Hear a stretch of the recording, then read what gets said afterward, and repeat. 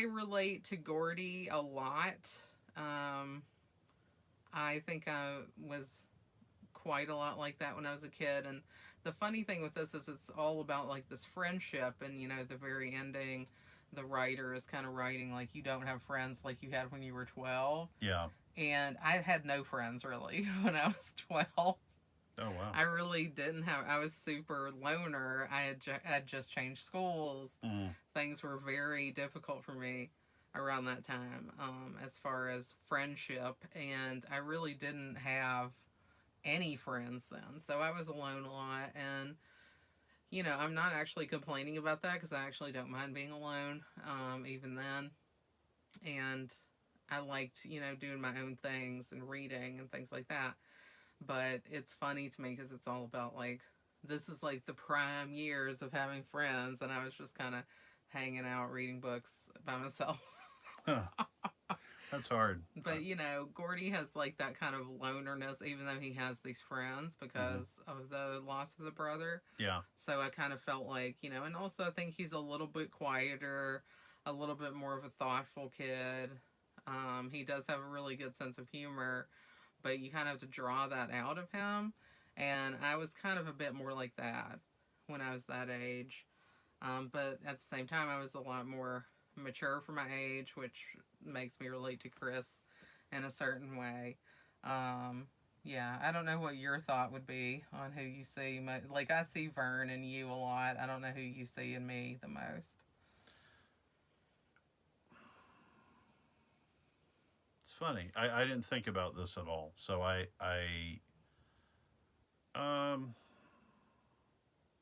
you're kind of like Ace Merrill. Oh, yeah. No, I guess. I'd like to steal the Yankees caps right off her head and throw it in the ditch.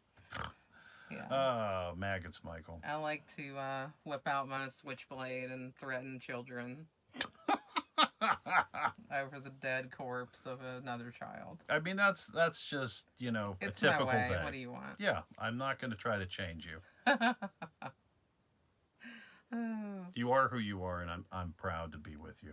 But, I do think, I think that these characters are very real, and they were written very real in the book, too. If you haven't, I usually don't recommend people go read a book, because most people are like, okay, nerd. But you know what? This is a novella. It's not even a real book, okay? You can go read a book, read a half a book. I would say probably I would go with Chris Chambers for you, if I had to think about it. None of the four really stand out to me as you.